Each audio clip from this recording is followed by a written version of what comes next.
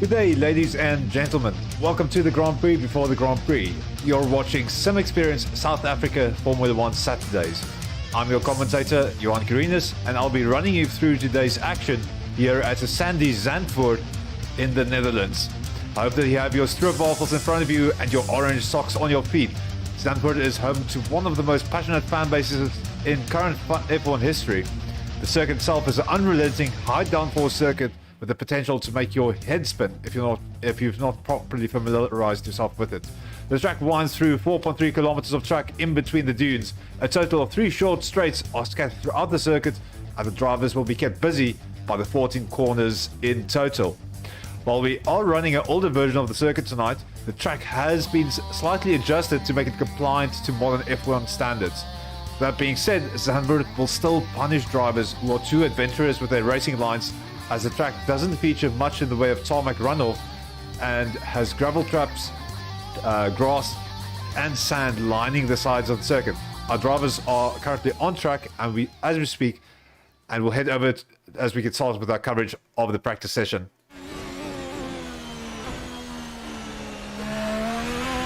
So welcome to Zandvoort. It's been a while in the making. I'm properly excited for this race and the real F1 race as well. But tonight, I just really want to see the drivers out on track. It's going to be interesting. The circuit is a very winding one, but it does seem to be a very fun one to drive as a driver. I've not driven the Assetto Corsa version, which we're running tonight, but I have played around with it a bit in iRacing, and it just seems to be a ton of fun. That being said, the circuit does have a few weird bumps. It does have some slight bankings, which have been increased for the current F1 race. So it's going to be fun to see what drivers can make of that. Just a quick look at our current standings with the weather. So 25 degrees Celsius air temperature. That's nice and cool. We're by the seaside, so that's to be expected. And the tarmac has been baking in the sun for a bit. It's 36 degrees Celsius on track, nice and warm. There's going to be lots of grip available for the drivers as they make their way around the track.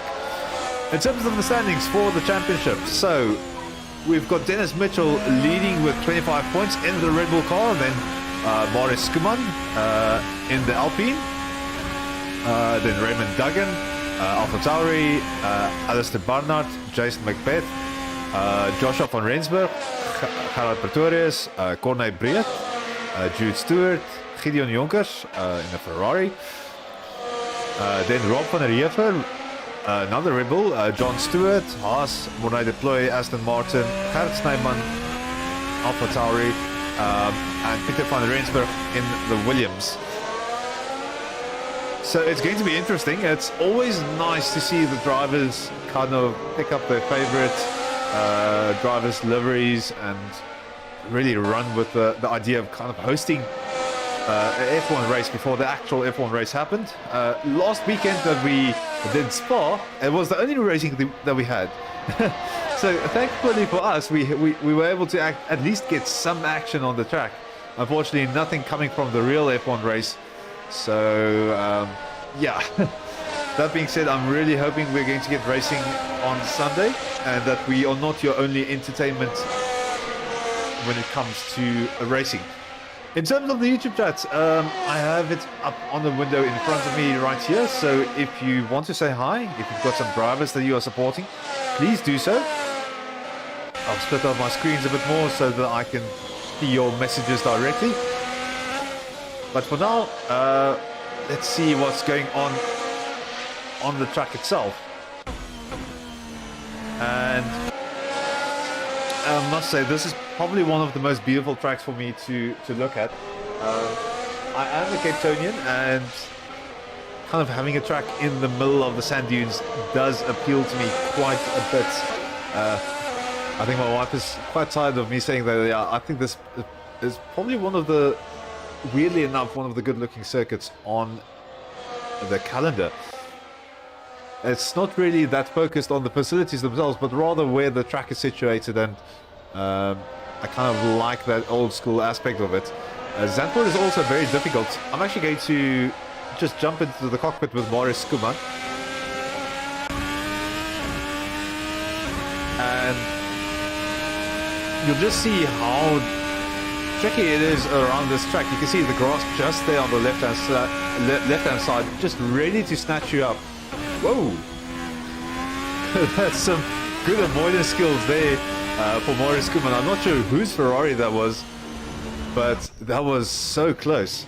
I think Skuman is going to just quickly change his underwear while we jump on board with Carlos Pretorius.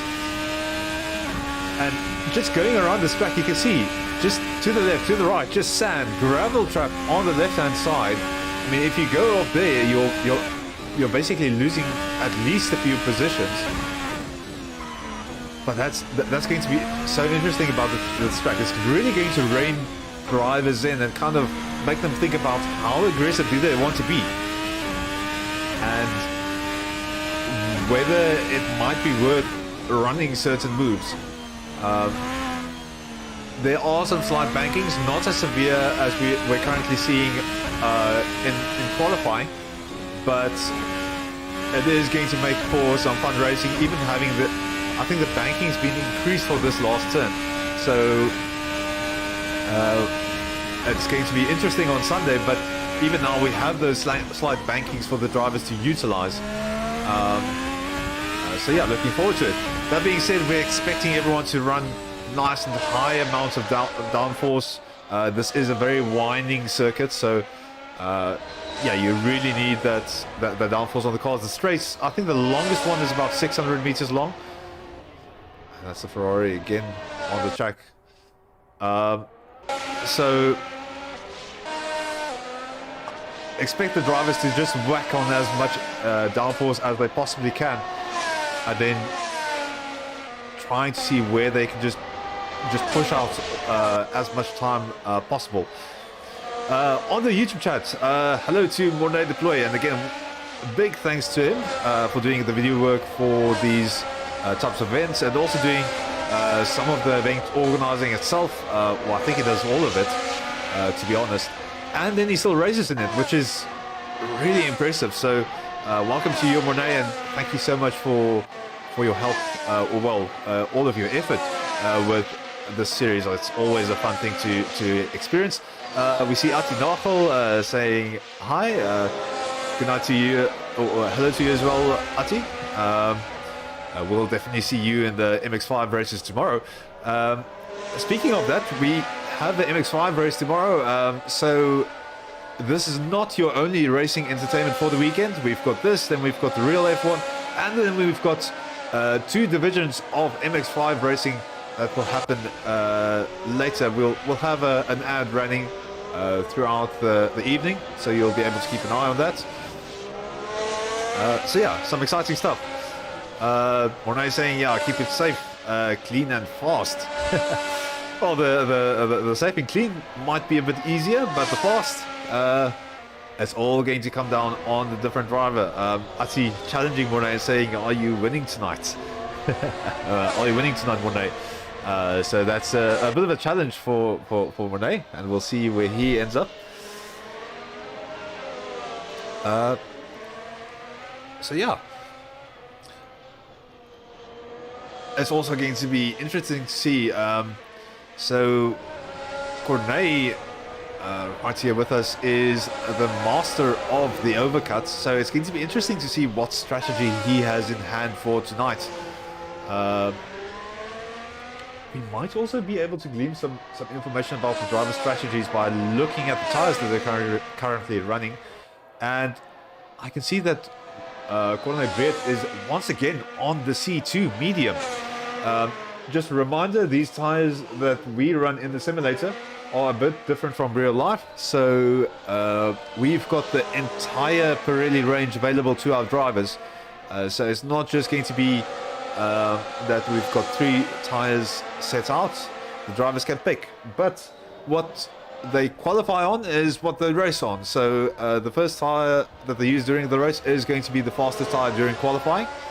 And we've seen this man right here, Cornet Breed, really pull out some pace out of those C2s, which is the second hardest compound in the range, to really get something done.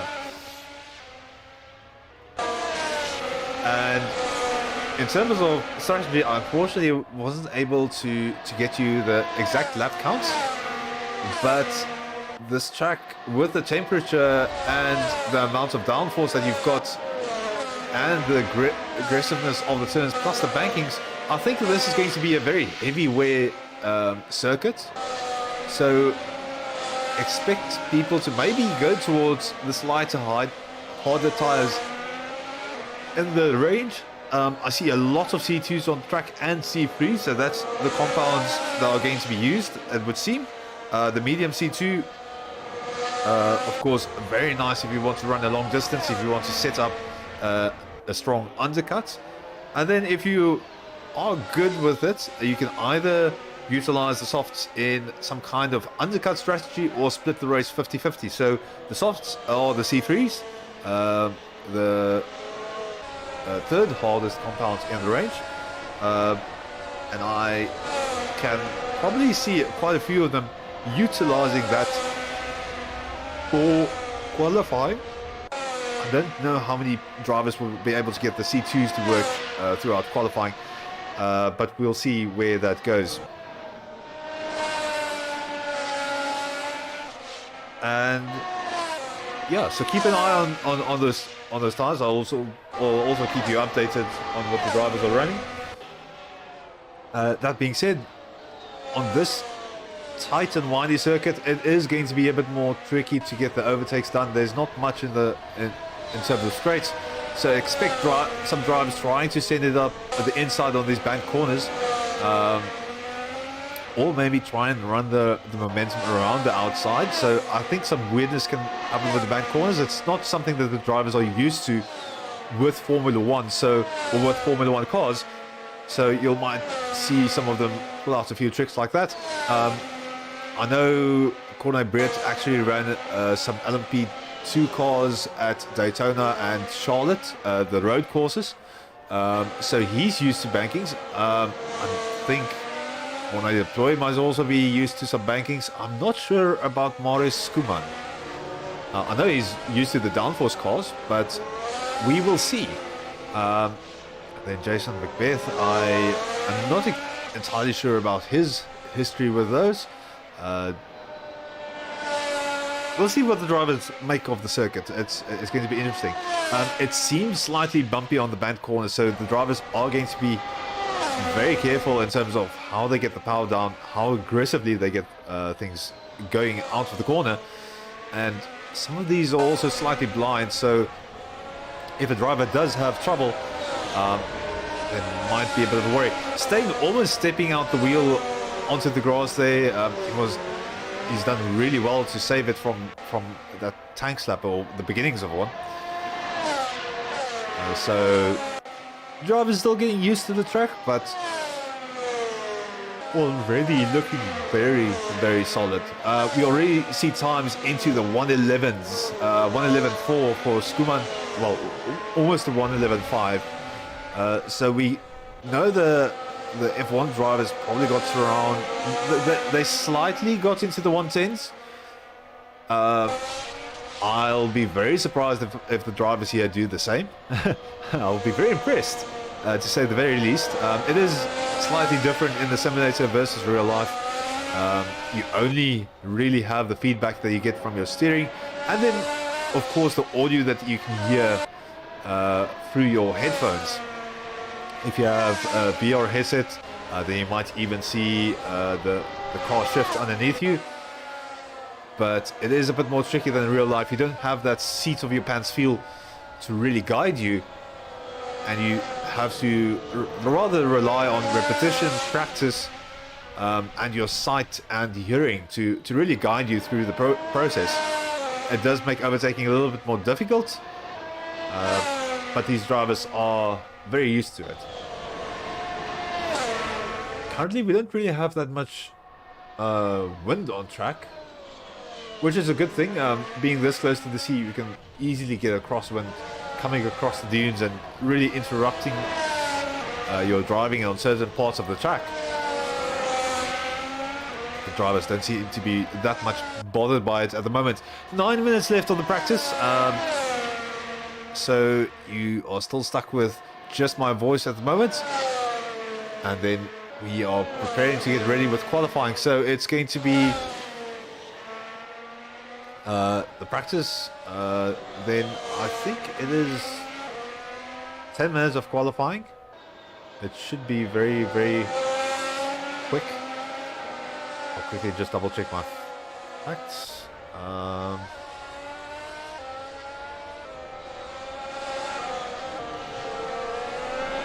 then while I'm busy with that, I see Ati Nagel mentioning some fast times for the drivers on track. They only managed 129.3 in the F3 cars. Of course, the F3 cars don't have the ERS that's available to these Formula 1 cars, and then there's a bit of a discrepancy in terms of the horsepower. I think the F3 car is in the range of 650 horsepower, and of course the F1 car is a lot more than that. I think the hybrid system alone can probably churn out about 150 horsepower. So that's what the ERS is going to get you, and then I think the car itself is 750. I do not know that off the top of my head. You can probably call me a bit of a bad F1 fan for that, but normally to me it's more the driving itself than the raw horsepower of the cars that gets me excited.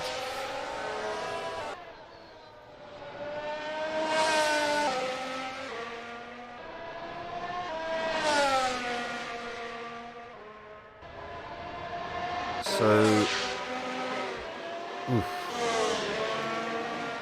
I think these drivers might be having some difficulties with their connection. An F1 car does not normally drift in that fashion. And Peter van Rensburg running a very special livery. It's George Russell's number 63. And you know that Russell's done very well in the past. I've not watched the F1 qualifying. So please, no mentions of anything that happened. I do want to keep that a bit of a surprise to myself. But George doing very well in Spa, and looking forward to seeing him going on the circuit here. Sebastian Moret and Sebastian's livery having a bit of trouble with the car. We know some drive or the issues with Vettel's car kind of held up one of the practice sessions. So a bit of a rough car to be in for this weekend. And Gerrit Snyman running the number 99 Antonio Giovinazzi's Alfa Romeo. He's of course going to be getting a new teammate for next year, so it's going to be interesting to see who's going to replace Kimi Räikkönen. But for now, we've got these guys in the cars. Also, just a small point of order, I do not think that everyone knows the corner names as well. I'll pull them out a bit, but I think it might be easier to refer to the numbers for the corner names. Just because if I am going to start talking about Marlboro corner, Renault corner, the Audi S chicane, it's going to be a bit more difficult than saying turn 1, 2, 3, 4, etc. Plus some of these names, especially since it's Dutch with an Afrikaans accent, might start sounding like I'm swearing at you. So I will save you the trouble. But some of these corners are interesting, so I'll maybe mention them. One of those corners, of course, Tarzanbocht, this turn number 1, was actually one of the locals that had the corner named after him. He actually still wanted to keep the track from really creeping onto his grounds. He wanted to farm vegetables, and instead he got these things driving around. So weirdly enough, he wasn't too happy with the F1 cars running nearby, but he got a corner named after himself for his troubles, so that's always interesting.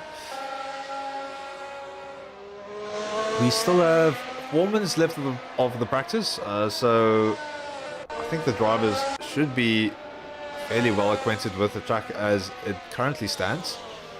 So they'll probably be eyeing or keeping an eye on getting ready for qualifying. Joshua from Rensburg also in a Williams, Latifi's Williams, and probably one of my favorite liveries on track at the moment. I am a bit biased because I like blue. I know some people really don't like the Williams liveries, but to me it's kind of different from the rest of the grid, especially with a grid where a lot of the cars are running one solid color. I'm really enjoying the slight variation that they've got.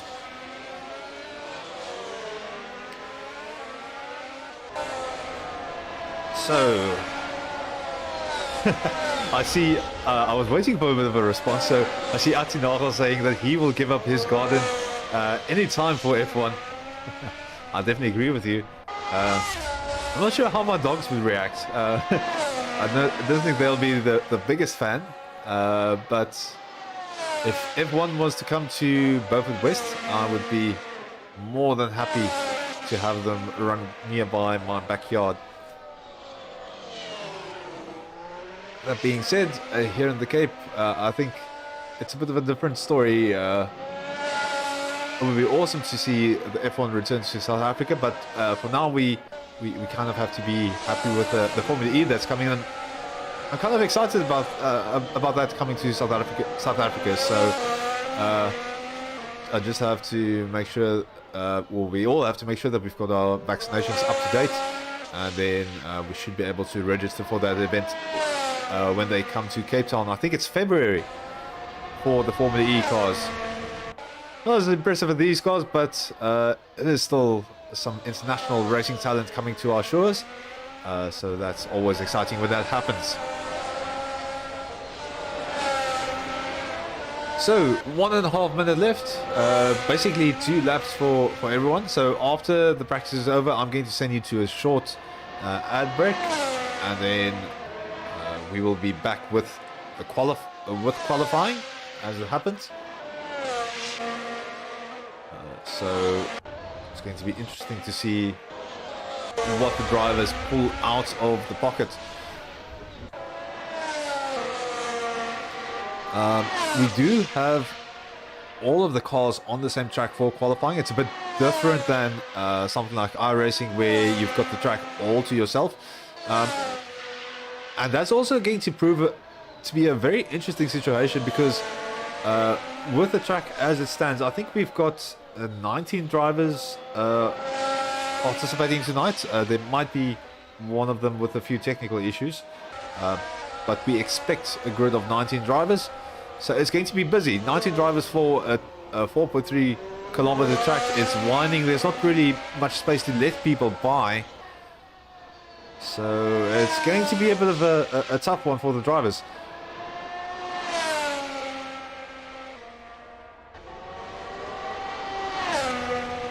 Just looking around for some people that we have not seen.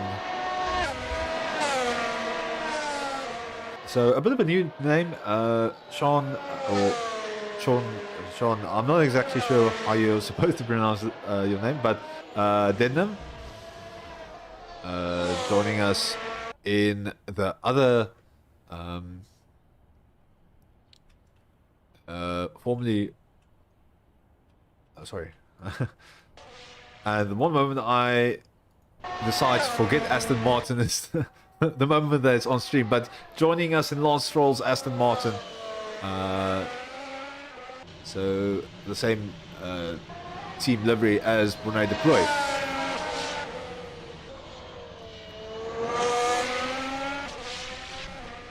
Course, a car that we're hoping to see actually race this weekend is going to be number 33, and for me personally number 11 as well. both the Red Bull cars. It's been a while since we've seen them do a full race distance. So looking forward to that. Okay, it looks like we're done. Dennis Mitchell is just taking the car to the pits. So I'm going to send you to that ad break, and then we'll be back shortly with some racing action.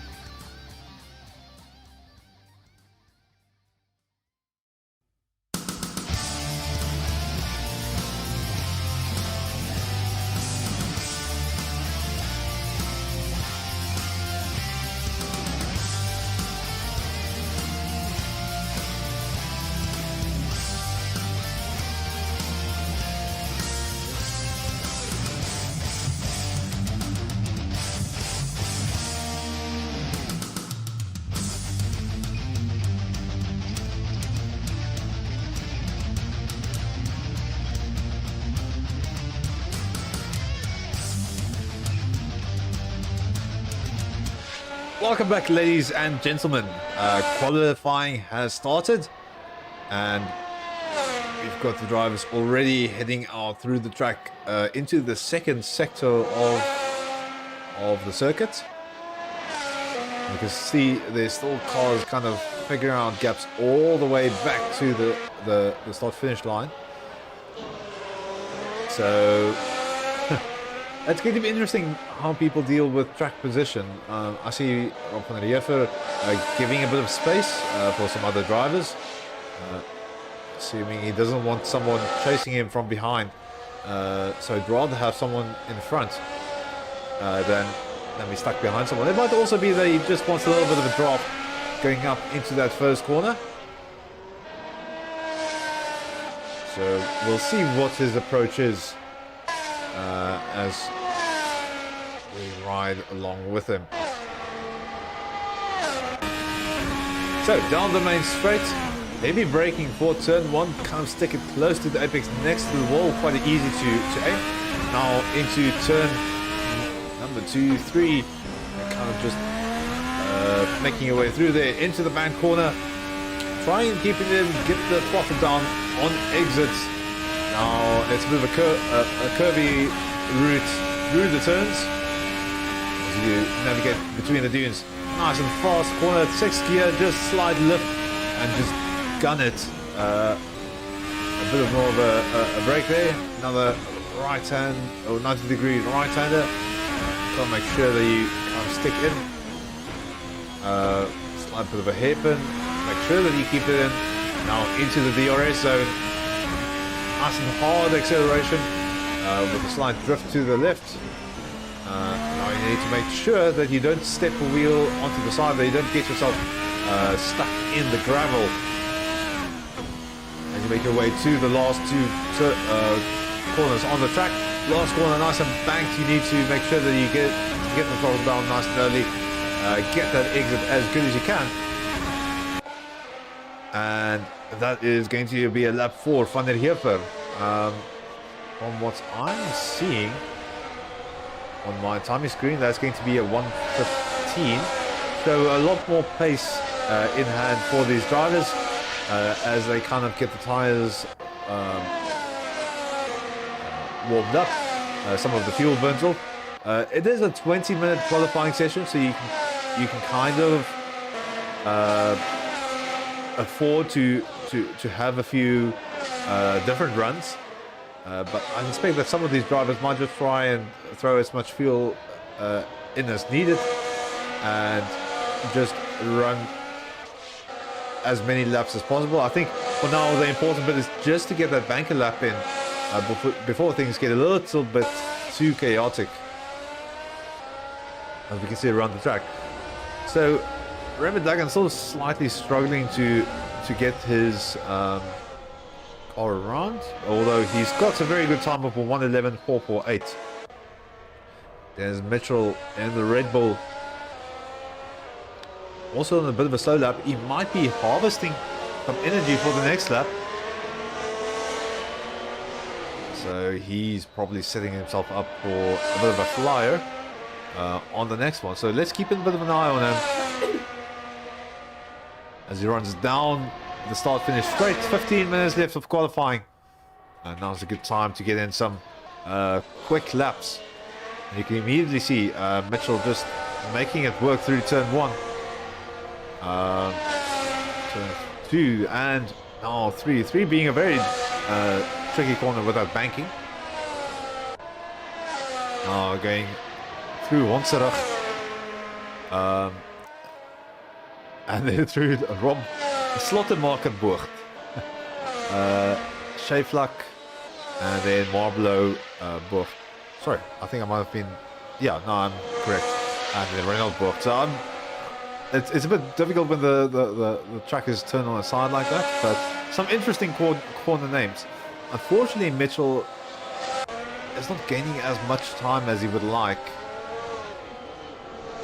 And that being said, just nips there on the inside in Honserud. And now through the last two corner names, which I am not going to pronounce because it It's just going to sound really odd. Unfortunately, not finding the tenth that he needs, so he's going to have to set up his car for another run. Dirk Brandt. Running Kimi Raikkonen's Alfa Romeo. Still on a bit of an outlap, I think. So he'll have to get going. But so far it's looking good with Skuman sitting fouled with a 111.321. Duggan also 111.448. Mitchell, the last driver in the 111s. And Pretorius, Pretorius immediately proves me wrong. Also jumps into the action into 4th position. McBeath 5th, Breed 6th. And then the rest of the drivers. So keeping an eye on the Delta for Breed. Oh, sorry, Brandt. As he gets going. He's slightly careful with that first corner. He knows people are exiting the pits, so he doesn't really want to put himself in a compromising position. And he's going to have to make up that time for the rest of this lap. It does seem that he's slightly harvesting some energy. You can see his lap times really plummet, so I'm going to leave him alone. He's probably setting up for another lap. Stewart in the Haas, also not there yet. Van Rensburg, Peter van Rensburg in the Williams, looking at trying to gain some time. It is a bit tricky through this last sector of the track. I think the bumps might have just gotten to him a little bit. No improvement there for van Rensburg. Duggan in the meantime has snuck back up to the top of the grid with a 110.969. That's very impressive. I think that's going to be a big challenge for the other drivers. Don't expect to see another time in there, but if we do, Skuman is probably the closest driver to accomplish that. But I think Duggan is going to be very, very happy with his current time, and that might be a scary position for him. Skuman on an outlap. I'm getting the car ready. There's Mitchell finding some time around the circuit. He's only done the first few corners, and that oversteer is going to kill it for him. Although he is making a good recovery. So just looking at the track does seem quite bumpy and slightly difficult to deal with. But these drivers are making it work. Nice and quick through there, keeping the foot down for most of it, and then of course getting the safety lift in with the braking. But you're not finding the time that he wants to. I think he might be right at the limit of a pace that he's comfortable with. Now these last few corners, as in the background we have one of the cars bumping into the sand. That's going to be a marginal improvement for Mitchell. It's not going to give him much, only a few thousandths, and he'll have to set the car up for another run. Pretoria is finding some time in the middle sector of the track. And unfortunately, that's into the gravel trap for him. That's his run over.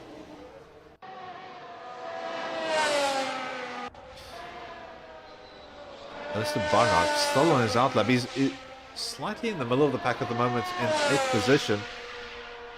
So we'll see what he does with his lap right here. So nice and quick into the first corner.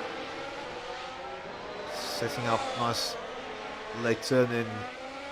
Nearly hitting the apex there. I think he might have gotten the wheel onto the curb. Unfortunately hitting something else and a bit of a hard reset for him. Gerrit Snyman getting himself set up for a lap right here. 10 minutes left of qualifying, so I think he really wants to get something done if he can. And that's a massive increase of time through Tarzanburg. As he goes through the rest of the corners, slightly distracted by the traffic, and I think that might have cost him some time. It did give him a good opportunity to set himself up for the exit of the corner, so he's responded in kind with a very comfortable little improvement. So we'll see if he can hold onto it. Now to Malvelo Bocht into Renalbocht, turns 7 and 8. And then turn number 9, a bit more of a tricky, slow hairpin style corner. You can see the drivers really making sure that they stay out of the way. Snowman comes in with some hard braking. I think that the McLaren might have been out of place just a little bit. I mean, it's difficult to give people space, and he is trying to do that. So I think Snowman just really got unlucky with where he caught that McLaren. So I think Snowman will just try again. He just needs to get that lap in. He does have the improvements in time. He just needs to find a bit of clean air. Jude Stewart now looking to set himself up with a solid time. He's already finding massive amounts of time in this first sector of the track. So I'm wondering whether he's struggling with a certain part of the circuit, or he's also just not gone in a good lap in. He does have a little bit of traffic in front of him. One of these drivers does seem like he's busy with a fast lap. So we'll see where Stewart ends up. Already 4/10 up on his delta. That's a very nice little improvement to have. So let's see if he can hold on to it.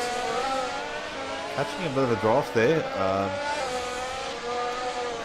And that's a different way to give a bit of space to one of the drivers, kind of driving off the circuit. But if it works, it works. So 4/10 up. I think Stewart got very lucky with that driver giving us some space. And that's going to be an improvement of 4/10. Jumping up to 7th position. So I think he'll be definitely happy with that.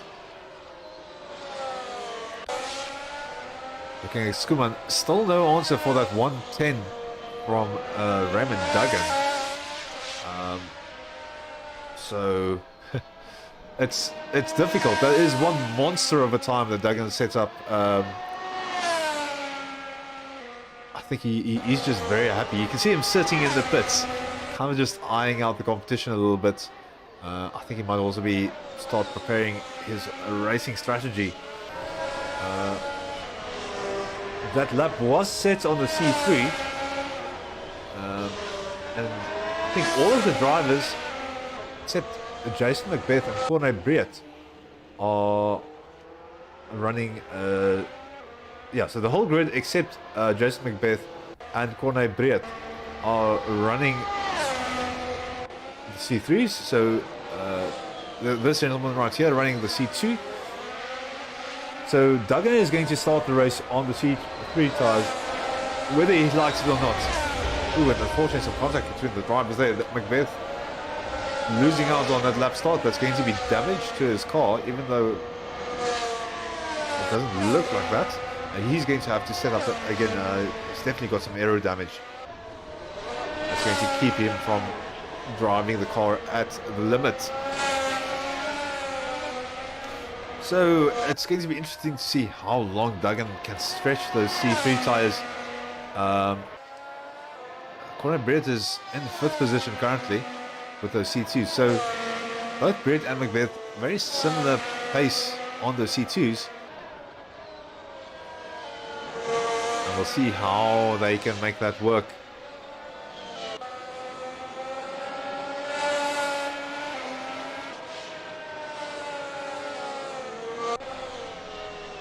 Just quickly checking to see, I think John Stewart and Gerrit Snyman are currently also running on the C2 tyres. It's a bit of a few more drivers on the C2s, not too many, but the predominant opinion among the pack is to get the soft tyres going and then deal with it in your racing strategy. It might be a bit easier to kind of pit a bit earlier and remove yourself from the rest of the pack. If you get stuck in traffic here, it's going to be an absolute nightmare.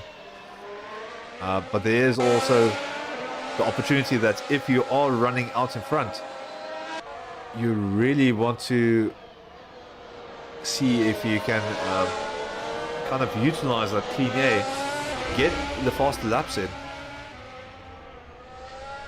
and then jump into your pit as late as possible. We'll be keeping an eye on what the drivers do in terms of their pits. For now, 4 minutes left of qualifying. And I think some of the drivers are settling into the positions that they will be driving in the race. It's going to be a 37 lap race. So a bit shorter than the actual F1 races, but still lots of opportunity for racing. I see Justin Mayfield also saying hi on the YouTube chat, saying this is super cool. Some of these times are nuts. Yes, that time by Duggan is quite nuts indeed. I think the one from Skuman is also very fast, especially considering that we're not running the 2021 car. This is the 2021 with the 2020 liveries. It should be the 2020 liveries. Yeah. We didn't... Sorry. It should be the 2021 liveries. We did not have Alpine last year. So, yeah. 2020 car with the 2021 liveries. And setting up for one monster of a race. Looking forward to seeing these guys go neck and neck.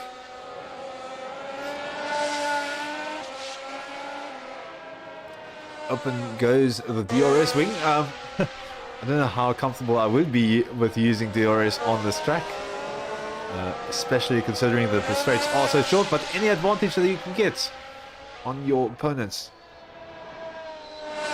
It will be fairly limited though. I don't think the DRS is going to play any sort of role here.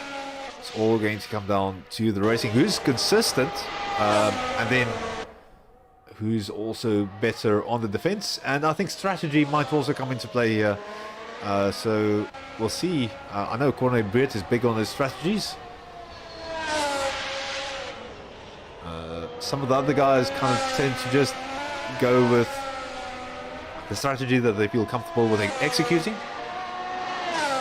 And then some other drivers are still kind of learning the ropes and just trying to split it 2020 or looking at some previous races by some real-world drivers and the type of strategies that they adopt. Pretoria is slightly into the positive numbers, so this could potentially put him ahead of Mitchell if he's keeping it up at this pace. Just keeping my fingers crossed so that I don't have a commentator's curse affecting this. That's always difficult. I don't know how it always happens, but sometimes it does. So Pretoria is coming across the line with what looks to be about 9/100ths extra or out of the faster than his previous lap time, and that's going to send him into third. So very close. I think he'll be very happy with that one.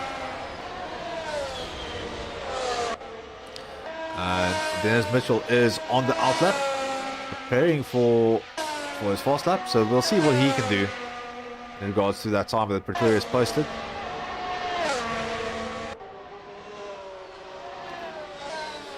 So already making a nice improvement.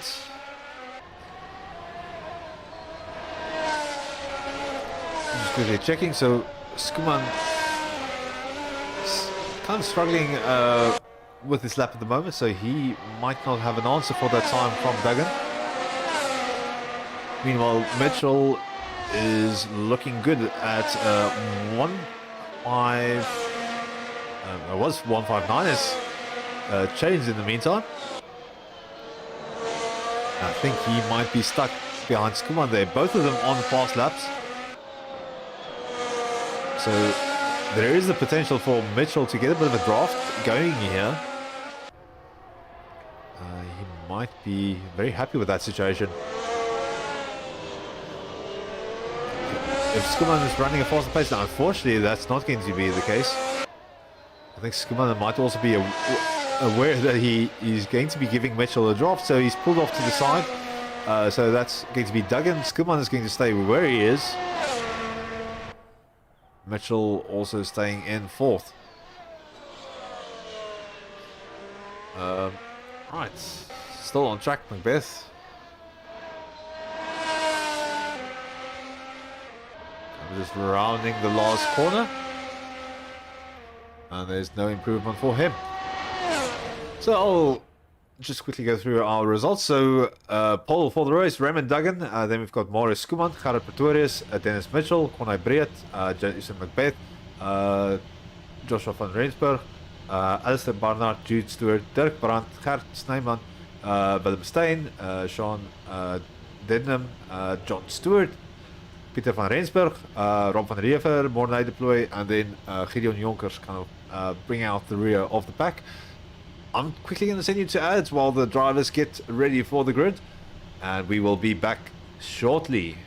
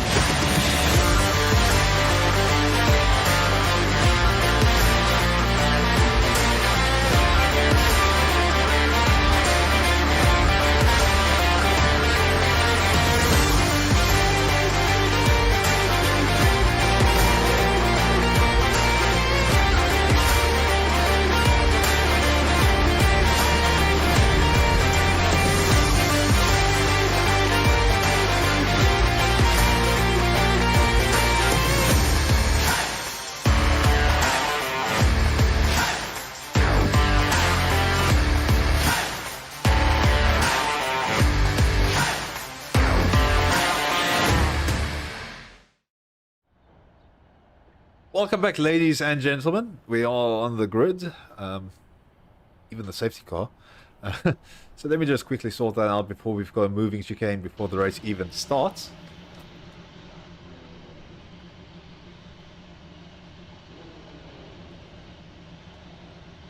That's a bit bare. I know Mornay was in the general vicinity of that car, so he would have been very cross with me. We've got some of the Dutch virtual fans on the side there. A bit less orange that you will be seeing tomorrow. Everyone getting ready. We've got Raymond Duggan up in pole with a monstrous 110. The only driver to drop into the 110, so he's going to be looking very solid for the start. And he's got Maurice Skuman looking on his inside there. So if Duggan does not get the start that he wants, he's going to be under pressure. We've got the lights up. So 6 lights to go. The race director is making us wait for this one. Kind of building the anticipation. Engines are revving up. Lights are going out. 6 lights. We are ready. and away we go. Very good start there from Marius Skuman. Duggan also getting away quite nicely, assuming the outside line. You can see the Honda there of Dennis Mitchell jumping up on the inside. Skuman getting completely caught off guard with that, but he's still on the inside for the next corner. Kind of battling to and fro between Mitchell and Skuman. Duggan driving off into the distance. Big lock up there from Mitchell, and he's going to start to defend for fourth position. Skuman securing that second position, and now Mitchell under pressure from Macbeth and Pretorius. Macbeth kind of doing a bit of a swapperoo on the inside, almost contact between the drivers. Mitchell keeping control of the car. Well done. And as we go through half of the lap, everyone just chasing through. Macbeth looking at Mitchell, getting ready for another opportunity, but I think he's going to be a bit more patient about this one. Again, just putting the nose there on the inside, and now setting up for that last portion of the track. Some good racing between all of the drivers there. Pretorius under pressure from the other McLaren. Jude Stewart looking on the inside, trying to find the gap, not going to. And he's going to have to set up for another opportunity here as they get through the last two turns of the race. Leading at the front of the pack, Raymond Duggan, then Skuman, Mitchell, Macbeth, and Pretorius here on the screen, securing that fifth position. Further behind, Van Rensburg, fortunately some equipment trouble there. It looked like his steering wheel got stuck. Barnard then looking at the back of Briet. Briet on the harder tyres, you can see the white sidewalls there. So he's not going to be as big of a factor here at the start of the race. But he is going to have to make it work and try and keep as much speed going as he can. He's probably running it for in the long term, so we'll see where he gets with that. Still very close to the drivers, and some contact there between Brandt and Barnard. No harm, no foul, no position strain, so that's good. And Britt now looking at the back of Stewart, looking for an opportunity as they near the end of the circuit. We do have a slightly warm track in terms of the tyre temperatures, so if these drivers aren't careful, those softer tyres, the yellow sidewalls for the C3s, they might start heating up a bit too much. There's not really a straight for the tyres to rest. Brett getting a nice toe on the outside. He's not going to get this done on braking, I assume, but he's going to position himself nicely for the next corner. Ooh, nearly gets squeezed off the track by Stewart there as they go side by side through the corners. Now into the bank's corner, and that's going to be Stewart coming under pressure. Unfortunately, Briet and Barnard off the track. So Stewart's slightly benefiting from that. I can't exactly say which driver is at fault there. I couldn't see that well. But all the drivers getting away from that. Further down the pack, it is a bit more spread out. Briet has come onto the track behind Mornay. You can see Mornay in the Aston Martin, the green. Seb's number 5 chasing down the number 47 Haas car of Jude Stewart. As they go through the back end of the circuit.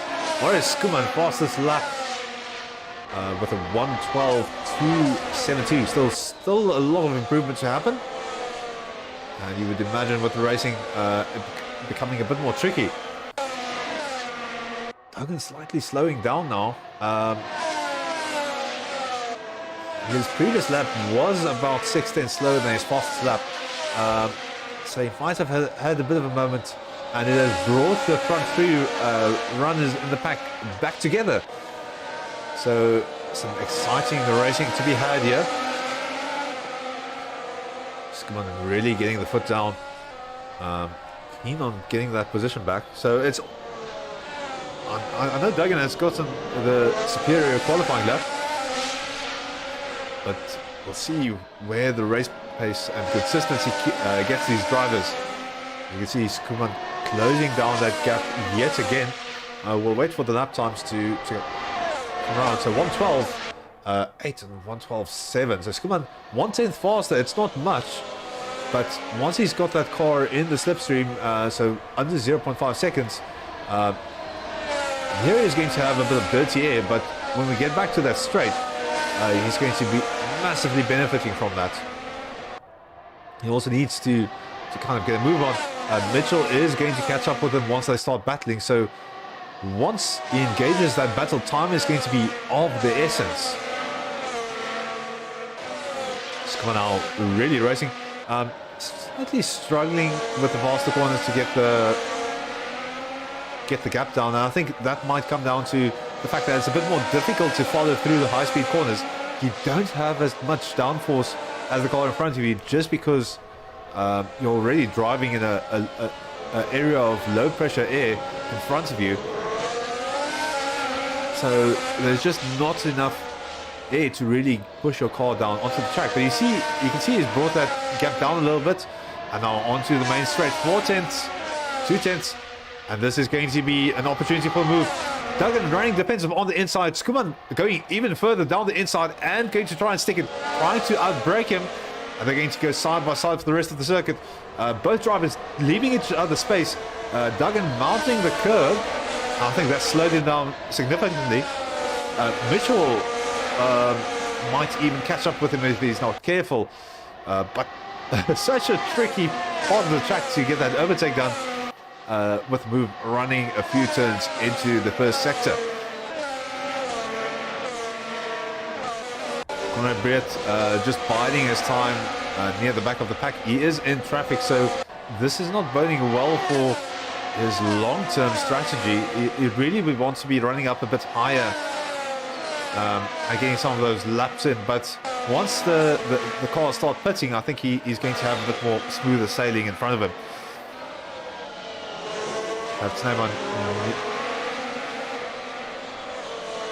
Gert Snijman in a bit of a battle here with Jude Stewart. Unfortunately, Stewart getting slightly pushed off track there. Sorry, not Stewart, Brandt slightly getting pushed off track. Stewart is still up the road. So Snijman and then Briet in the AlphaTauri. And then Dirk Brandt being the other Alfa Romeo, which was the one that got slightly run off the track. But we've got a bit of a DRS train forming here, so drivers doing similar speeds. I think they might have a few faster drivers in position 9 and 10, I think. So expect the drivers to catch up, and unfortunately Jude Stewart making a bit of a mistake under braking and running off the track and promoting a whole host of drivers up further on the grid. See him dropping back even further. The struggle not yet over. He's going to have to battle with Barnard for the rest of the lap and onwards.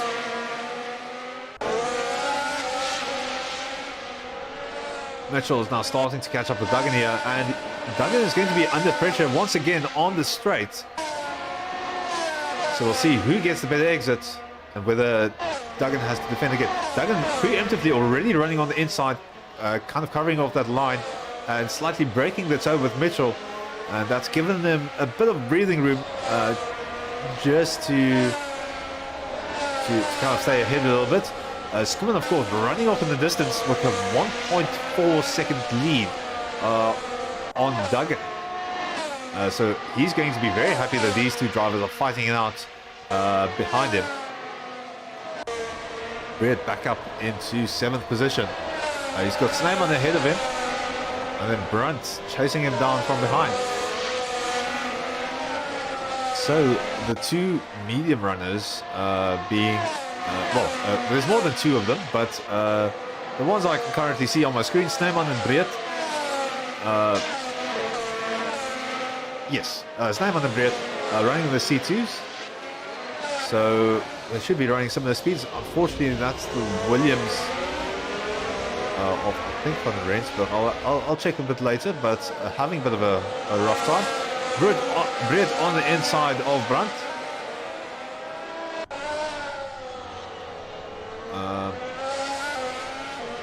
Making his way down the pack. So now, next up the line for Brett is going to be Macbeth, but I think he's got a clean air to run. And that's going to give him an opportunity to kind of get the best bang for his buck out of his harder compound tires. Mitchell is now very close to Duggan here. Actually finding it possible to follow. Again, there through turn number 7 and 8. It's a bit difficult for him to follow. So he's had to fall back behind slightly. Just looking at the YouTube chat, and thanks, you guys are really kind. I see Ati giving me one hell of a compliment, and that's a mistake from Mitchell, running off the track while I am looking at your messages and promoting Pretorius. Duggan getting a bit of a breather and doing one speed of lap. Skuman in front with a bit of a mistake. I think Mitchell has had enough of those tires. He's going to come in at quarter race distance, and we'll see what he is going to try and plan for the rest of the race. So Skuman still quite ahead, but I think Duggan has been set free and he's going to be chasing him down. Briet now also coming up a few positions in 5th. So now really getting an opportunity to utilize those tires. So Alistair Barnard in the Mercedes, chasing down Brandt in front of him. And his tire life is going to start waning away, so he's going to maybe weigh his options here. I don't know how, but unfortunately that's going to be him running off the track. So we'll jump to Briet, but these tires are going to start showing some wear. And I think that might be a few of the drivers really feeling it. Briet possibly making the very smart decision of running on the harder compound. Same for, I think it's Macbeth in front. Yeah, Macbeth in front of him also running on the mediums, the C2s. Sorry. So the harder tire strategy might be working here. We'll see whether Duggan is able to keep up. No, but wait, the front 3 runners are actually all on the C3 tire, so they'll be really utilizing that in the start of the race. But they need to be careful that they don't start dropping back in times. The two Alfa Romeos near one another on the track is always a beautiful thing to see the teammates keep up. Such a beautiful sight to see. So rest of the pack is starting to spread out a bit. And we've got Snyman and Brandt. Only ones really within striking distance of one another. Snyman, of course, running on the C2 tire. So also opting for the harder strategy. We've not had too many drivers pit. Mitchell has gone into the pits, so he's slightly set himself up for a very drastic undercut, if that works. And then Sean Denham, Ron van der Heever, and Joshua van Rensburg. Although I think it might be for damage. Sneeman running wide, and that's going to give Brandt some breathing room. Another driver there in the background, kind of spearing off into the wall. I think that might have been Barnard. As he slowly rejoins. Yes, unfortunately that's going to be damage to Barnard's car. And right at the start of the lap, that's very unfortunate for him. And the boy really gaining from that as he jumps ahead in the pack. Briet and Brandt in a bit of a battle here in the middle of the circuit. We just caught the tail end of that. Brandt charging on ahead on the faster tire, so there's definitely still life in those C3 compound tires as we go through the rest of the lap. Skuman still sitting very happily in first position. 13 laps in. I suspect this might be the area of the race where you might want to pull the trigger on something like an undercut if you are going to go for it. I don't know whether the drivers will be able to stretch these C3 tires, the orange ones, until a bit later on the race. So the orange tires, of course, the softer compound, the whites are the C2s. And they'll be keeping the drivers a bit longer. Expect them to probably run into at least 25 laps. Maybe a little bit longer than that, but we will see.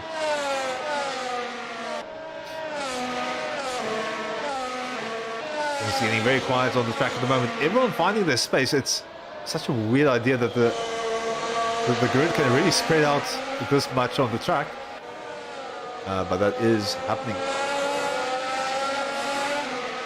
So the closest three drivers on track are going to be Brandt, Breed and Snyman. Try saying that 3 times or 7 times fast.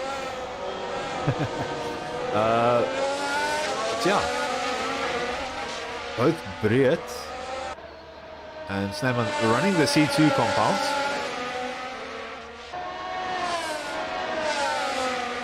So I think they are kind of going to stay behind a little bit. Snyman on the inside of Breed, looking for an opportunity into Tarzan corner. And Breed is going to let him have it without too much of a challenge. Knowing it is the long game, you do not want to ruin these tyres if you're going to keep them this long. I think Breed is just focusing on his pace. Snyman possibly with a bit more pace in hand, but you do need to look after your tyres. You can't push them too hard, especially on this track. The temperatures are a little bit higher. It's a lot of downforce, a lot of load going through the tyres. Lots of corners and no real time for the tyres to recover with things like a nice straight in between. They are straight, but they are slightly curvy. So you will be hard pressed to find a break for either your tyres and in the real world your neck. Chloe and Mitchell having a bit of a battle here, finding one another on the track. So it's going to be number 33 and then number 5. Of course, the number 33 car being a fan favorite at the track this weekend. But if there is another driver on track that you can pick as a fan favorite, it's probably going to be Sebastian Vettel in the number 5 car. When they deploy into the pits, Brandt into the pits, Breed into the pits. That's very early for Corne Breed on the tyres that he currently has. I'm not exactly sure what to make of this. It could be that he's going to go for an even harder compound tyre. It's going to be a bit odd if he starts running the soft compound. Back on track. So Monaco deploy already getting out of the pits. Doing very well to do so. Macbeth is in his own little bit of space at the moment. Pretorius 3 seconds up the road.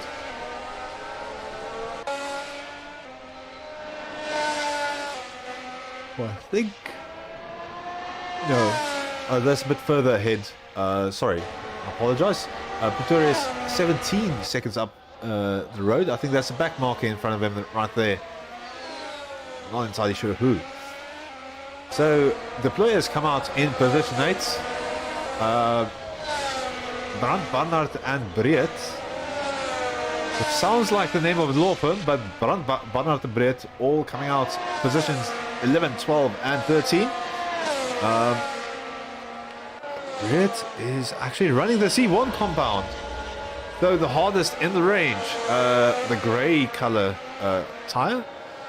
So he definitely thinks he can get them working. It might be to manage the temperatures a little bit better. So Breed is actually going for an undercut, surprisingly enough. The rest of the pack are opting for C2s. I see Rob van der Heever with the C1, but he has had some trouble with his cars. He's had some damage to his car earlier in the race, if I remember correctly. So he's had to opt for running a bit longer on the tyre. Number 11, Sergio Perez's car. Also one of my favorite drivers on the grid. I really want to see Perez do well this year and the next. So, are you ever trying to get those C1s working? This is a bit of a pity that we don't get tire temperatures in our timing software. But now, lots of the drivers on track trying to figure out when are they going to pit. I know the furthest up the grid that has pitted already is going to be Dennis Mitchell, but we know he has pitted earlier and he's going back into the pits. So the first pit had to be for damage. So Mitchell now opting for the correct tire, unless he did pit for damage right now. But that looks like a bit of a tricky pit entry, so I don't know whether he's going to be too happy with that pit stop. Duggan already coming around the front of the track, so the pack is very spread out, especially if we've got Mitchell still in the pits. But that does seem a bit longer than your usual pit stop. So that's now erring on the side of an equipment failure that he needs to sort out. This is not a track where you can unplug and re-plug your wheel if it's having difficulty with the shifters or anything like that. Duggan 4 seconds behind Skuman. Skuman absolutely running away with this at the moment. Doing very well. So in the Alpine car, I forgot to check the number when we jumped in. So we'll check when we get out, but a bit of a similar view to what we had from Alonso at Spa. So now you get the vomit-inducing first-person view, and actually Skuman jumping into the pits, so saving us from possible sea sickness. And this is unfortunate, so I've just had the game freeze on me. I'll quickly see what I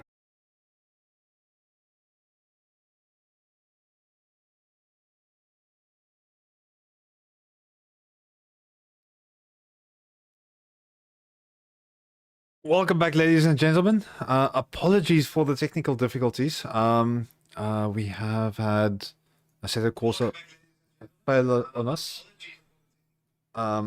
So, yeah. Sorry, I just had myself in my ear there. I'm just waiting for Assetto Corsa to start back up. And then we will be back with the action. So, I'm really sorry about this. But yeah, that is unfortunately the what we're dealing with some old sims. Just make sure that I get everything up and running.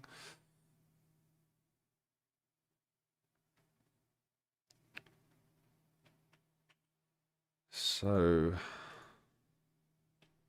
just also waiting on the server to pick up. In terms of the action, it's been quite intense. So I think Marius Skuman is probably leading the race at the moment. Duggan chasing him down. We saw a few of the drivers on C3 tires jumping into the pits. So we'll be rejoining that as soon as possible. While I get the timing towers up. It does seem like the server did not crash.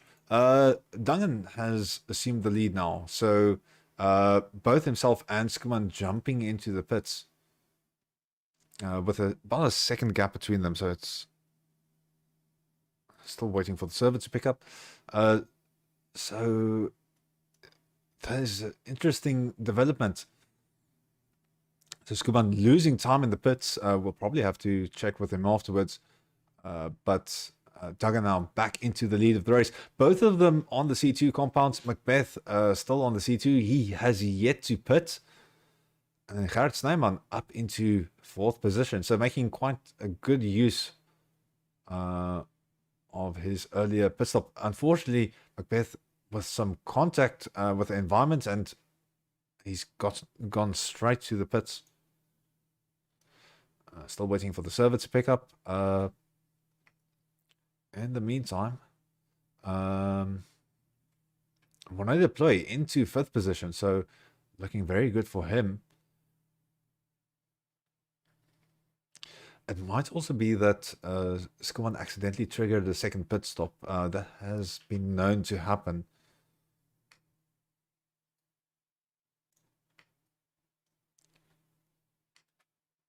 So I'm not picking up the server at the moment. Alistair Byron, unfortunately, with a slight crash into a wall, and that's going to be 31 kilometers an hour. I'm literally just reading you what's happening on the live timing board. So we've got a bit of a radio coverage at the moment. It is unfortunate when these things happen. Just try and see if I can find the actual race server.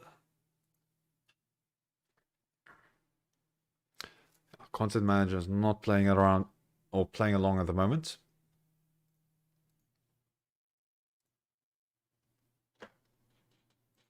This is very odd indeed.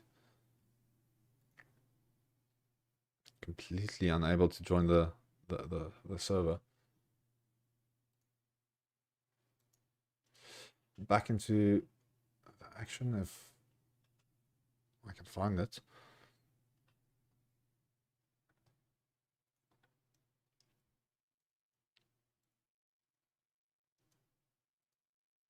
So Dagan still leading, Skuman second, Macbeth still in third, and he has pitted, even though he made that. I think he might have just collided with the pit wall on entry. So that is that. Still no server showing up.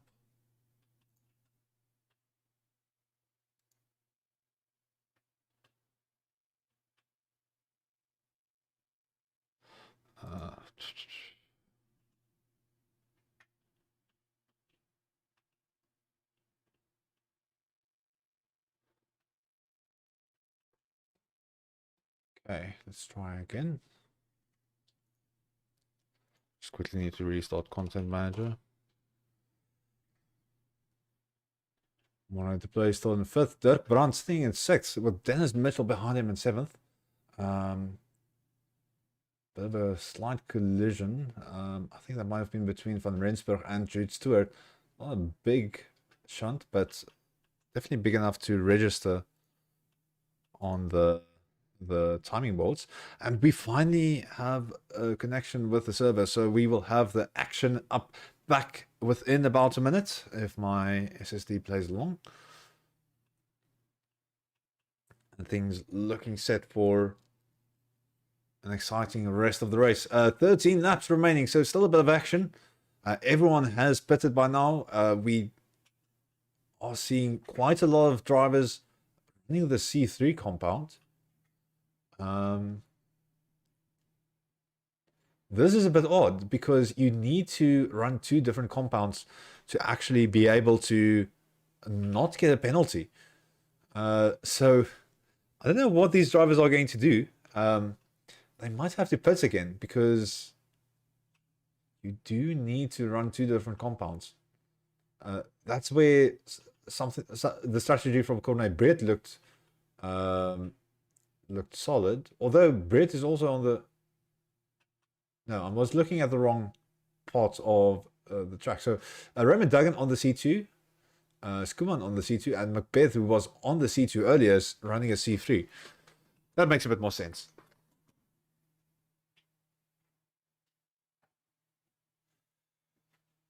So back into the race. Let me just get the timing screen, everything up and going.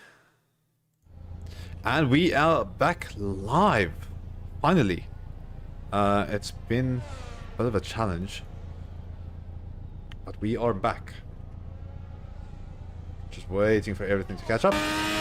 Come on, in second position, 12 seconds behind Duggan. I think he's been having some issues on his current tires. Not as comfortable with the C2. He's not able to get it switched on as good as he can. I'm going to place my bet on that. I did miss out a bit. He might have had damage that had to come in for a pit. But then the gap would have been even bigger. So I suspect Skuman just does not have these tires switched on as he should. He is running the C2s, so it is possible to switch them on. We'll see what's happening. Duggan doing some really fast laps. Both himself and Schoeman are running in... Sorry. Duggan running 112.9s and Schoeman just above that with a 113.18. So Schoeman does seem to have the tires going. I think he just really found a gravel trap at some point. Apologies for the technical difficulties, but we are back and we are running. Mornay Deploy is sitting proud in 5th position. I think he's going to be very happy with this. And he's going to be... No. We seem to have a bit of a difference on the timing towers at the moment. Jumping to Mitchell in 6th position, so kind of fighting for this. He has a bit of trouble with his equipment, kind of getting stuck in the pits. So he's had to really go on the recovery drive. I'm a bit confused now because currently Mornay Deploy is sitting in 16th position on our timing tower, but on everything else he is 5th. I'm not sure now. Some weird things happening after that crash. But yeah. So we have a bit of information from one of the pit crew of Marius Schoeman, his wife Sharon Schoeman, saying he was catching up to Duggan and unfortunately crashed. Pit's now closed. So we've all the drivers have pitted. If you are on the wrong tire, then tough luck. That is very unfortunate for you, but now it's just going to come to who can survive on the tires the longest, who can get it working. Fastest lap at the moment, I'm not exactly sure, but we are not going under 112s. So we see Dennis Mitchell doing a 112.309. And then 112.272 for Marius Schoeman. That's probably while he was pushing for catching up with Duggan, and that might have sent him off the track while he was pushing that hard. And that's a big challenge with the circuit. It's going to punish you if you push too hard, and it's so difficult to really know where your limits are, since you only get one opportunity to race against real-world people. Marius trying to make the best of a rough situation. Duggan into the 112.7, so that's a very fast lap from him. Schoeman 112.7 as well, so kind of maintaining that gap between the two of them. They are running similar compounds, so that is to be expected. So Duggan just needs to keep it consistent. That's going to be his major challenge. For Schoeman, he needs to place himself in a position that if Duggan makes a mistake, he is there. So if Schoeman gets the feeling that he's being pressured at all, that might start a bit of an itch in the back of Duggan's head, making him wonder. So Macbeth has been a bit of a... unfortunately, Macbeth finding himself off track. He does seem to be surrounded by people that are a lap behind him, so he's going to get away there. Oh, not again. Thank goodness. As we've got a little bit of a freeze in the game, giving me a mini heart attack. So getting back into the action. So Jason Macbeth has had a rather odd race. He started on the hard compounds and just managed to sneak up on the rest of the grid. He's maintained a consistency that's given him opportunities to really move up, and he's sitting in a very solid position at the moment. So he's got Snowman 9 to 10 seconds behind him, He's got open air in front. He's not really going to reach Skuman by the end of the race. So he's been doing very well. Quite an interesting start, to be honest. Doing the number 4 car proud, to say the very least. Doing it justice. Sorry, but yeah. Looking at the rest of the pack, everyone's kind of settled at the moment. And Duggan now into the 112.4s. So yeah, I do think Marius Skuman holds the record for the fastest lap at the moment. It's a bit surprising that we didn't get drivers go into the 111s.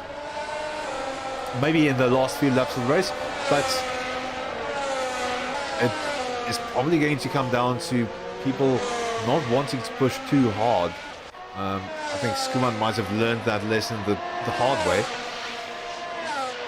But he does. Sometimes you do need to push. I think he is experienced enough to really know that that is a risk. I think he was just really trying to get back to Duggan. So Harold Pretorius and Willem Stein having a bit of fun here in the middle sector of the circuit. Running very closely behind one another. Of course, the cars kind of gap out through those through turn 6 and 7. But then by 9, they've already caught up in the braking zone again. So then you've got this slight bit of straight, bit of a chicane, and then you need to get ready for that last corner on the track.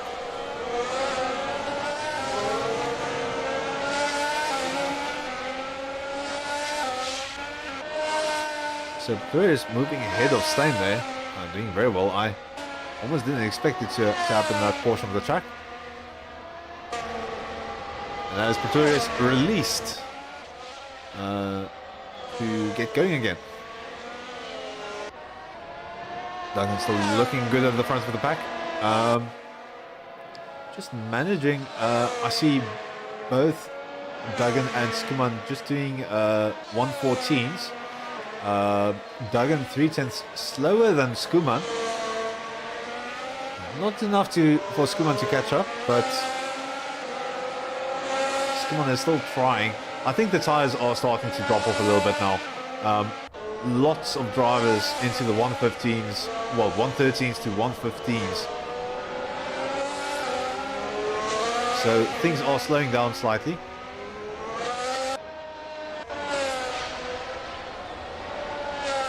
Bit of mayhem here at the front of the circuit. We just missed it. Stewart running the number 47 car of Nick Schumacher. Just charging on ahead. So 3 laps to go. Things have settled down very nicely. Pretorius doing a 112.6. Quite impressive for this end of the race, considering all the times that the other drivers are doing. But everyone now just working on getting this race done. Not that big of a gap between all the drivers. So they're just focusing on getting this race finished. It's kind of preserving the laps that they, the position that they have available.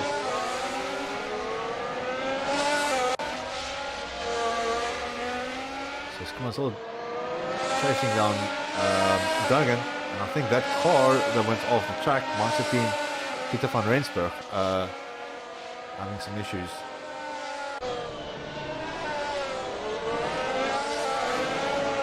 But Skuman looking very solid in second position. Duggan a very comfortable first. And then a little bit of a, I don't want to say dark horse because I think there's a bit of a negative connotation with it, but Macbeth, the big surprise of the day, or at least for me personally, sitting in the 3rd position. Always the quiet ones that you really need to watch out for, I think. Some people that just sit back and let the chaos unfold around them. Just have the knack for avoiding any of that to really have an impact on the race. Now, 2 laps left to go. Things are settling down indeed. Snapper with a 114.557. You can see there, Brett also with 114. So everyone has made peace with their current positions, and they really just want to make sure that they finish where they are. But just a bit of a look at how Duggan is doing with this lap now. So he's managing the throttle there through Tartan corner. Still quite heavily on the throttle, but then yeah, you can see, especially with traffic. Oh, that's a mistake from Duggan. He's back on track quite quickly. He needs to be careful that Skuman does not catch up with him. It's not too much time lost though. But the rare mistake from Duggan, that probably gave him a bit of a fright. Hopefully he doesn't have too much damage. I think he might be kicking himself about that. Very thankful that he's got that gap. And there you can see the gap come down to 8 seconds. And Skuman most definitely is going to have his crew chief tell him that there has been a collision with the or there has been a mistake from the driver in front of him. So now Skuman has the difficult question about whether he's actually going to push a bit harder, just put himself in that position for if Duggan makes another mistake, or is he going to use that as a bit of a warning, so that these tires are not happy at the moment. So Skuman 113.245. That is not backing off. I think he might be getting his foot down a little bit.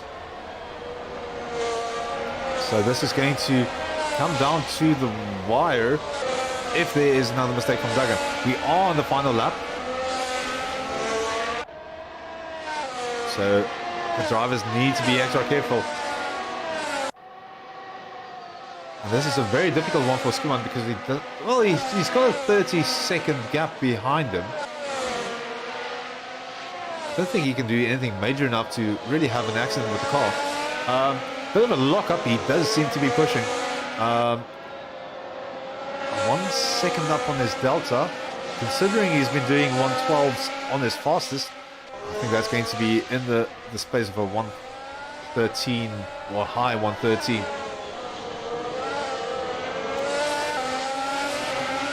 Around with the 114 is going to have to come around, and that is Van Rensburg on the side of the track, having a bit of a rough time with that Williams. Duggan across the line for first place, and Skuman in second place. It's going to be slightly frustrated, but also very happy at the same time. His teammates taking him out. That's a bit vomit-inducing if you're in VR. Now Macbeth bringing it home for third position. Do stick around. We are going to have interviews, and I think we'll have Duggan and Skuman pull us all in on the gaps. And hopefully if we can get Macbeth as well, we'll see if we can ask him about what was the key to his consistency on this race. Then Snyman coming home for fourth position. Briet, unfortunately. Okay, so I'm not sure now. I have a bit of a discrepancy between the times on my screen. I think the timing tower that we have on screen is the correct one.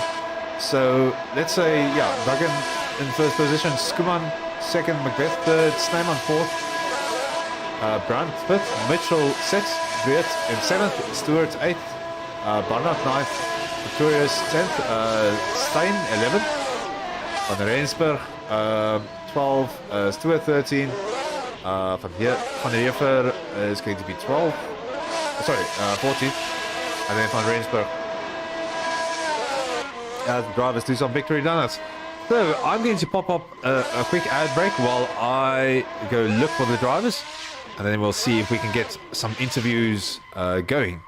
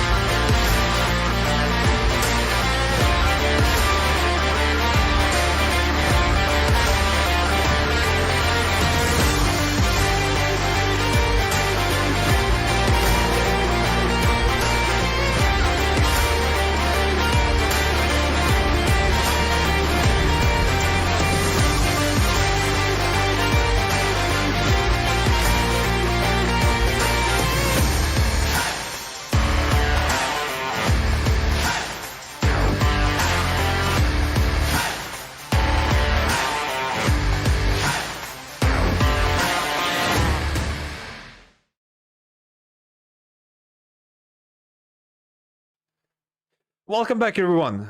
So I have got some drivers rounded up with me in the studio.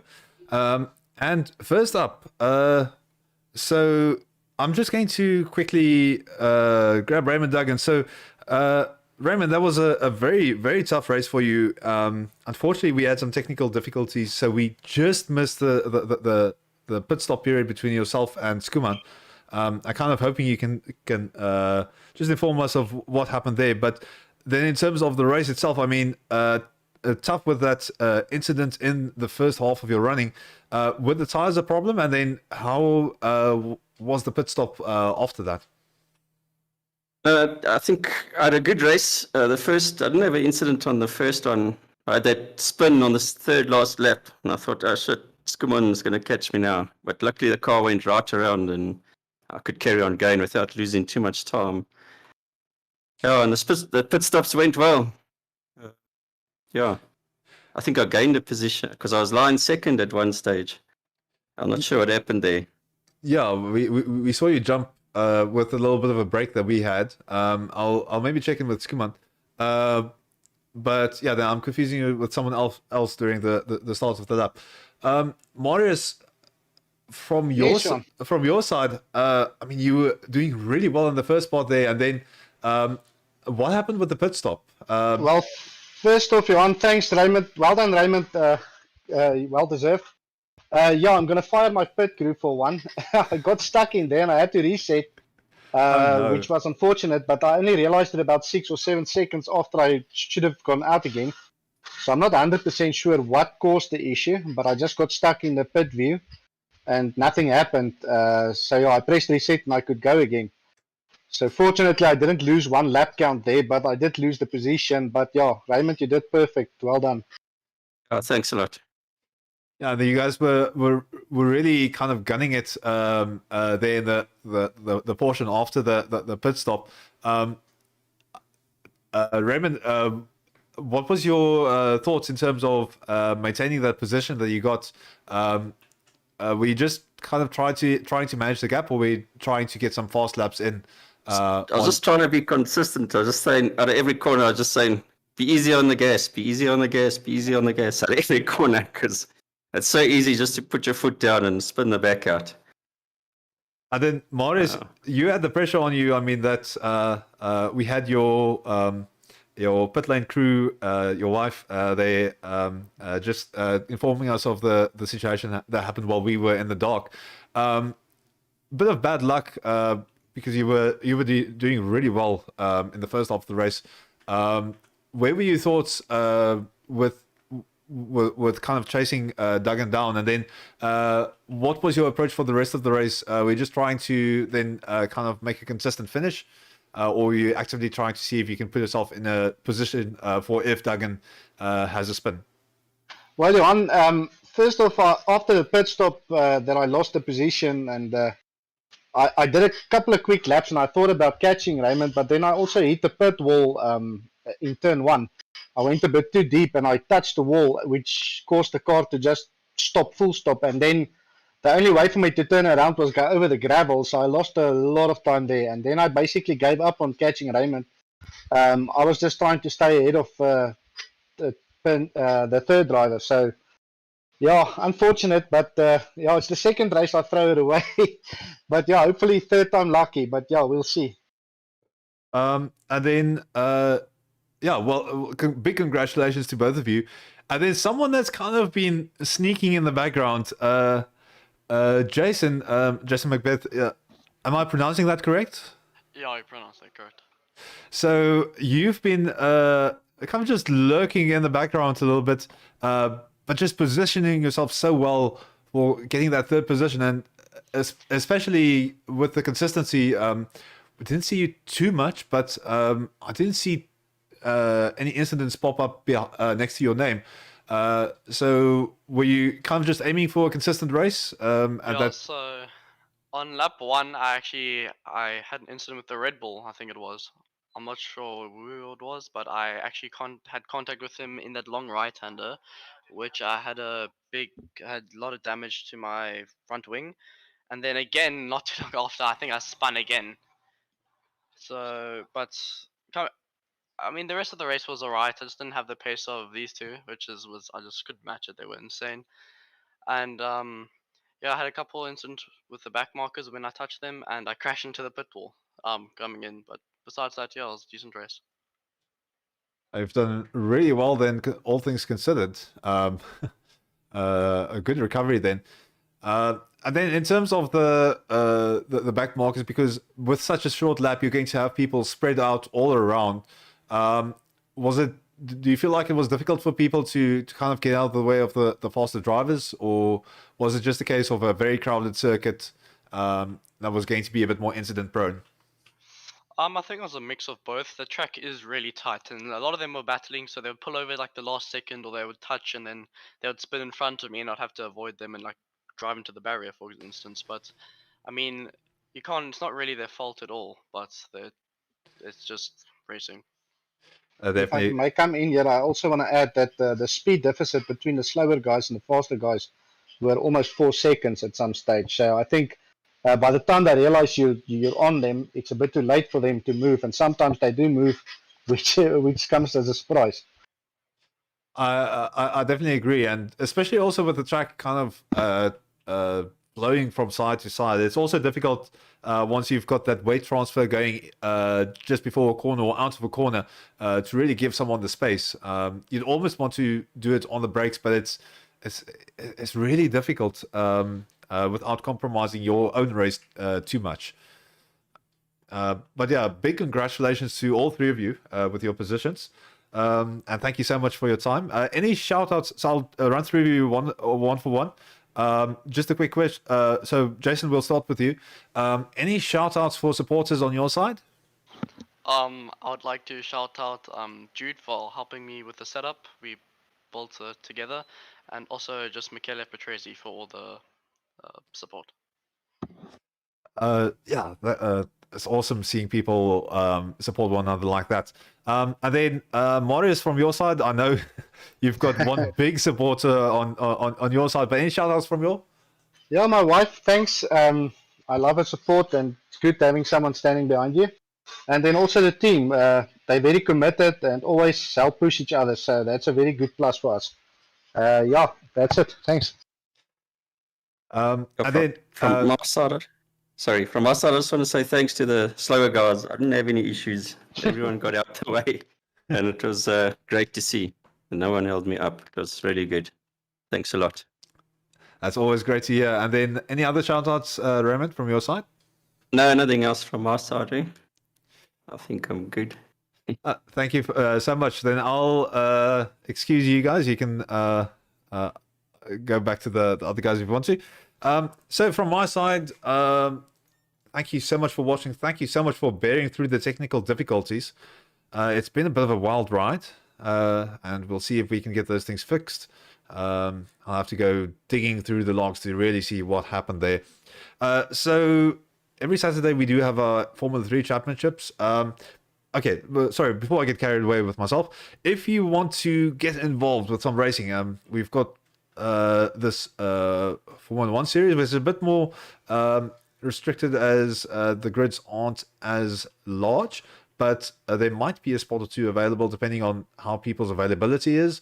So go to the Discord in the description if you want to get involved, if you want to race. We do have an MX5 Cup that's going to be tomorrow night at 7 o'clock. We'll be starting with the Div 2 group, and then they're going to run 2 races, just a normal race and then a reversed grid. And then we will move on to the Div 1 group. That's going to be very exciting, some close racing. It's going to be Laguna Seca, one of my favorite tracks. I don't know why. It's just probably because it's the first track that I got involved with in some racing. But you've got that iconic corkscrew, which is basically a 3-story drop as you go through the turn. So that's going to be very exciting to watch. It's a good track for these cars. Then we've got a Formula 3 Virtual Championship every Saturday. You can also get involved with that. We've got the Tuesday Thunder with the R Factor 2 simulator if you are more inclined to a high quality tire model.